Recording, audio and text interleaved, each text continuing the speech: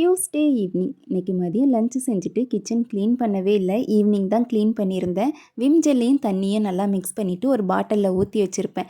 அதை ஸ்ப்ரே பண்ணி தான் எப்போவுமே கவுண்டர் டாப் வந்து துடைப்பேன். ஆனால் இன்றைக்கி வந்து தண்ணி ஊற்றி நல்லா கழுவி விட்டுட்டேன்.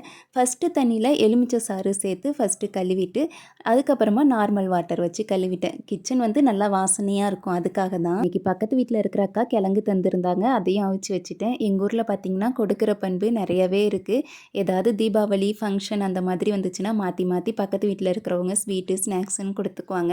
அது மட்டும் இல்லாமல் சீசனுக்கு ஏதாவது நிறைய கிடைக்கும் இல்லையா, கிழங்கு, மாம்பழம், பைனி இதெல்லாம் மாற்றி மாற்றி கொடுத்துக்குவாங்க. சிட்டி சைடில் இந்த மாதிரி நல்லா பழகுவாங்களான்னு கமெண்ட்டில் சொல்லுங்கள். இன்றைக்கி பாப்பாவை டியூஷன் கொண்டு விட்டுட்டு வரும்போது கடைக்கு போயிட்டு கொஞ்சம் பொருள்லாம் வாங்கிட்டு வந்திருந்தேன். அப்படியே மாவு பாக்கெட்டும் வாங்கிட்டு வந்துட்டேன். இன்றைக்கி நைட்டுக்கு தக்காளி சட்னியும் தோசையும் தான் ரெடி பண்ணியிருந்தேன். எப்போவுமே தக்காளி சட்னிக்கு எண்ணெய் ஊற்றிட்டு காஞ்ச மிளகாய் போட்டதும் கொஞ்சமாக கருப்பு உளுந்தும் பெருஞ்சீரகமும் சேர்த்து பாருங்கள். தக்காளி சட்னி ஹோட்டல் டேஸ்ட்டில் இருக்கும்.